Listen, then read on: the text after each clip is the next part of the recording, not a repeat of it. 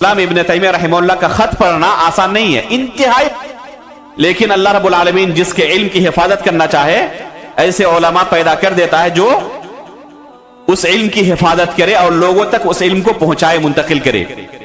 आखिरी जमाने में जो हमारे इसी हिंदुस्तान के एक मायनाज आलिम दीन गुजरे हैं और अभी हाल ही में उनकी वफात हुई, अल्लाह उनको गरीक़ रहमत करे और उनकी खिदमत को कबूल फरमाए।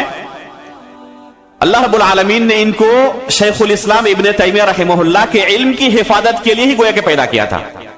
अपनी पूरी जिंदगी शेख उदर शम्स रहमहुल्लाह ने शेखुल इस्लाम इब्न तैमिया रहमहुल्लाह की किताबों की तहकीक में गुजार दी और शेखुल इस्लाम की तहरीर को इसी तरह पढ़ते थे जिस तरह आप और हम किसी छपी हुई किताब को पढ़ते हैं।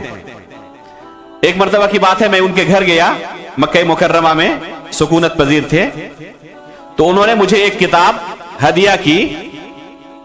इन्नमल आमालु बिन्नियात की शरह में शेखुल इस्लाम इब्न तैमिया रहमहुल्लाह ने एक किताब तसनीफ की है। छोटी सी किताब है, पतली सी किताब है, जिस किताब को शेख उदर शम्स रहमहुल्लाह ने शेखुल इस्लाम के असल कलमी नुस्खे से तहकीक करके छापा है ताकि कोई प्रैक्टिस कर सके उनके खत को पढ़ने के लिए। शेख ने क्या किया है, किताब के आखिर में शेखुल इस्लाम के खत को पूरा स्कैन करके लगा दिया है ताकि आप मतबूआ नुस्खा भी पढ़ें और उनके खत को भी पढ़ें और पढ़ने की आदत डालें कि कैसे वो लिखते थे। तो जब उसको मैंने पढ़ा और मेरे साथ डॉक्टर हशरुद्दीन मदनी हफिज़हुल्लाह भी थे, तो दंग रह गए कि कोई कैसे इसको पढ़ सकता है। तो डॉक्टर हशरुद्दीन साहब ने कहा कि शेख आप इसको पढ़ लेते हैं, जरा हमें पढ़ के सुनाएं। तो हमारे सामने ही शेख इस तरह पढ़ने लगे जिस तरह हम मतबूआ नुस्खे को पढ़ते हैं। तो अल्लाह रब्बुल आलमीन किसी के इल्म की हिफाजत करना चाहे तो इस तरह हिफाजत करता है। तो इंतहाई तेज रफ्तारी के साथ लिखते थे, इसलिए उनके खत को पढ़ना मुश्किल हो जाता था।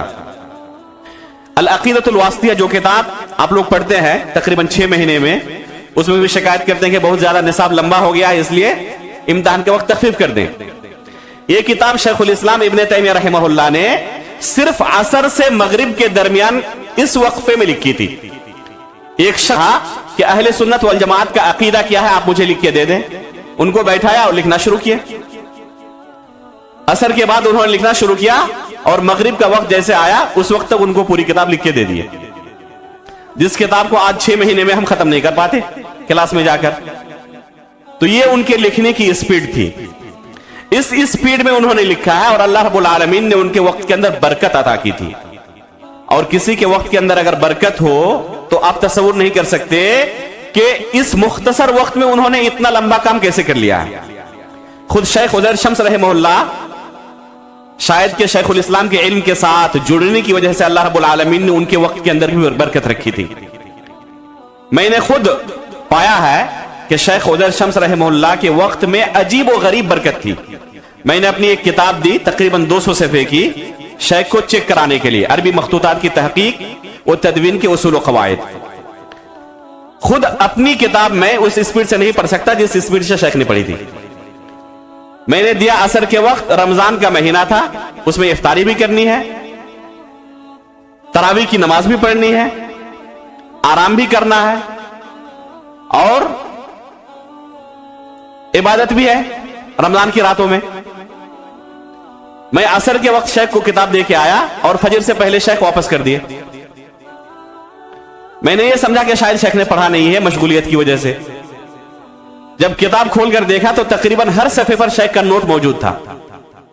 यानी सिर्फ पढ़े नहीं थे, इंतहाई बारीक बीनी के साथ, और तकरीबन हर सफ़े पर जहां पर उनको कोई मशवरा नजर आया, कोई गलती नजर आई तो उन्होंने उसको कलमबंद किया हुआ था, पूरा नोट चढ़ाए हुए थे।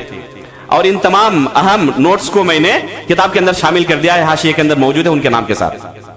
कहने का मतलब यह है कि अल्लाह रब्बुल आलमीन ने उनके वक्त के अंदर जो बरकत दी, और मैंने खुद उसको मुलाहजा किया, इसलिए कि मैंने खुद दिया था उनको किताब और फजर से पहले मुझे किताब वापस कर चुके थे। इतनी जल्दी अगर मुझे कहा जाए तो मैं नहीं पढ़ सकता अपनी उस किताब को। हालांकि सिर्फ उन्होंने पढ़ा नहीं था बल्कि नोट भी उन पर चढ़ा चुके थे उन तमाम जगहों पर। तो अल्लाह रब्बुल आलमीन किसी के वक्त में बरकत अता करे तो दूसरा शख्स उसे शुमार नहीं कर सकता। तो इस तरह शेखुल इस्लाम इब्न तैमिया रहमहुल्लाह ने